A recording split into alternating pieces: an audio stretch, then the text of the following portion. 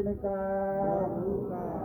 प्रभु का पावन और प्यारा नाम, तो प्रेम से बोले गुरु जी।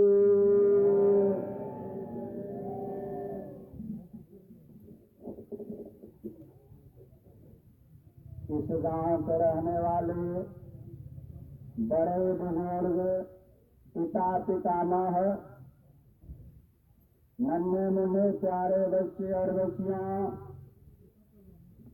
मेरे अभिभावकगण, बड़े सत्संगी भाई भाई बहन, सबको सादर जय गुरुदेव स्वीकार हो। आज बड़ी खुशी की बात है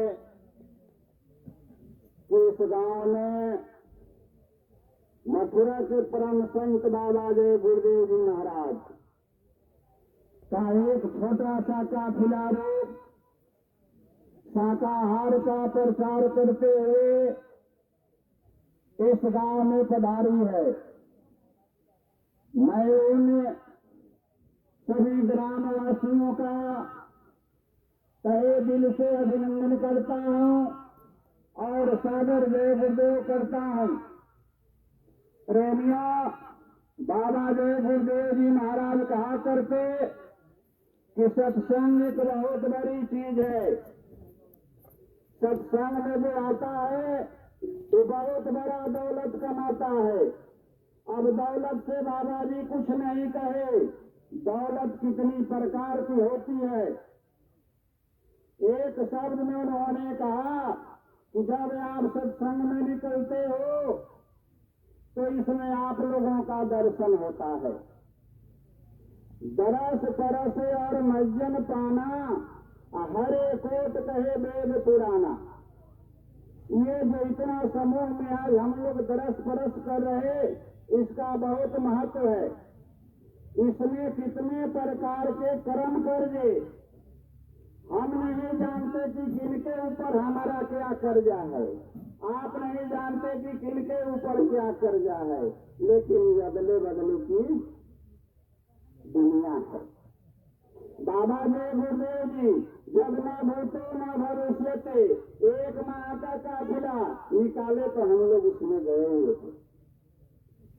मैं अपना अनुभव बता रहा, वहीं पर एक आदमी कहता ये रोटी मुझे मत दीजिए, ये रोटी मुझे मत दीजिए, पेट खराब हो जाएगा। इतना सूखी रोटी था कि मुड़ने पर नहीं मुड़ता, और बगल वाले उसी पंगत में बोलता कि मुझे तो दीजिए। तो बाबा जय गुरुदेव जी बड़े मन से बोले, जानते हो, अरे तुमने रोटी नहीं खाया, ठीक किया। अब तुमने रोटी खाया, ठीक किया। इस रोटी को खाने के लिए तुमको अमेरिका जाना था। अब बताइए कौन जाएगा अमेरिका? खैर ये दूर की बात नहीं। सत्संग, सेवा, भजन, दरस परस सब जरूरी है। मैं एक बात बता दूं, हम इतने गुरु भाई बहन सत्संग प्रेमी जुटे हुए हैं। बाबा जी ने कहा तुम अपने को गरीब किसी दिन मत समझना, इसलिए कि मैं तेरी सारी कमाई अपने स्टेट में रखता हूँ, जरूरत पड़ेगी तो भी दूंगा, अगर जरूरी नहीं पड़ी मैं तुमको नहीं दूंगा। अब हम कहते हैं कि बाबा जी नहीं दे रहे, नहीं ऐसा मत सोचिएगा। मैं एक छोटी सी कहानी आपको सुनाऊंगा।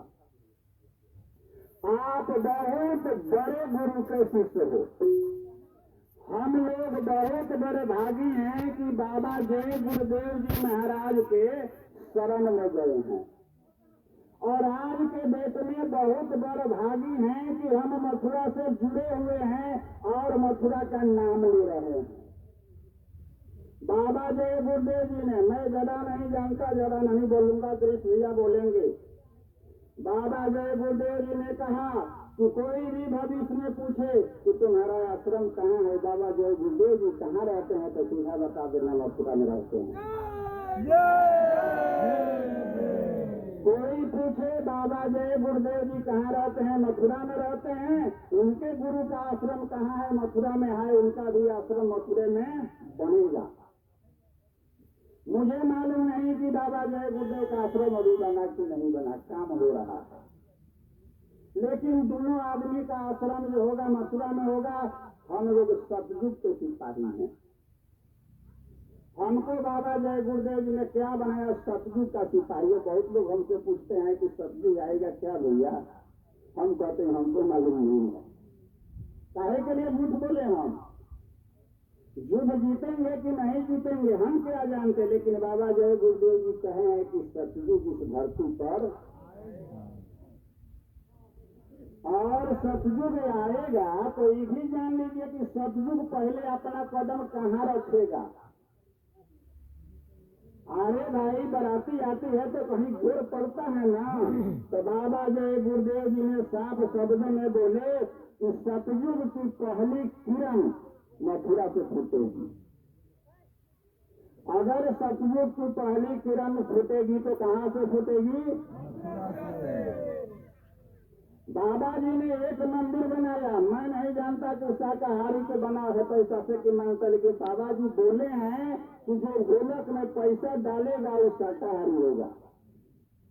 विश्व में एक मंदिर उन्होंने बनाया कि शाकाहारी मंदिर बाबा जय गुरुदेव जी उसने बनाए, और एक देवता भी नहीं खाया।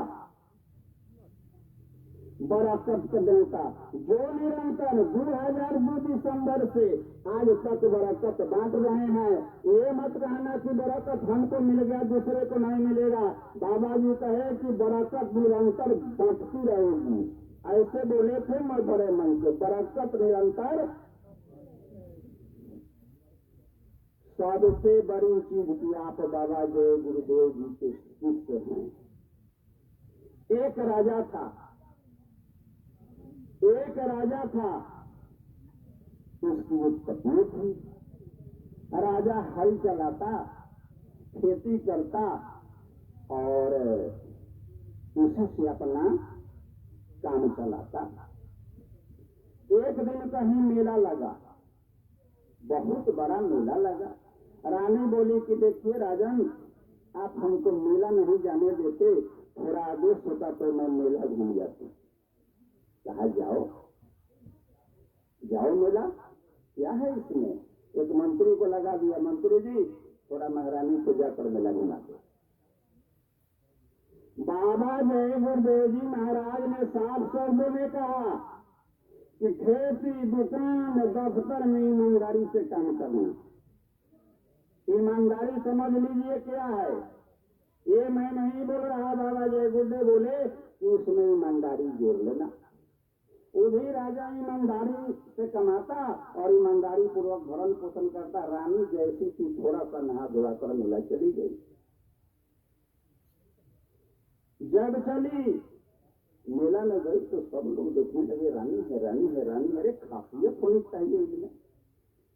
लेकिन वही जो साधारण वस्त्र था, सब लोग उनको आलोचना करने लगे। रानी सुनी तो बहुत तकलीफ लगा कि मैं रानी और आभूषण नहीं, बड़े बड़े कीमती वस्त्र नहीं, जाकर राजा से कपाट से उड़ान मार दिया। कहा कि राजन, आप हमको इतना गहना, इतना कपड़ा ऐसा बना दीजिए कि अब फिर मेले में जाऊं तो एक नंबर स्थान पर आऊं। राजन बोले कि रानी, आपने तो हमको धर्म संकट में डाल दिया, मैं कहां से ले आ सकता। खैर कोई बात नहीं।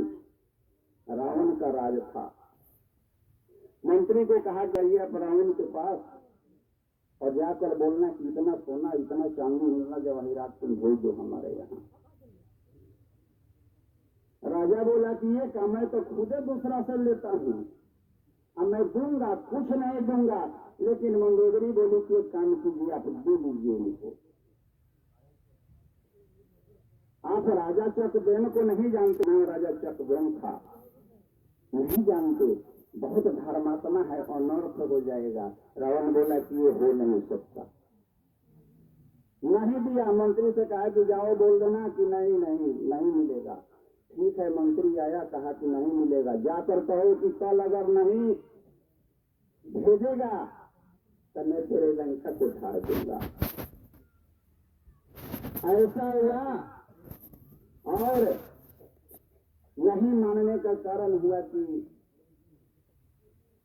दोनों पति पत्नी में इधर अनबन हो गया। रानी बोली कि अरे राजा चकदेन बहुत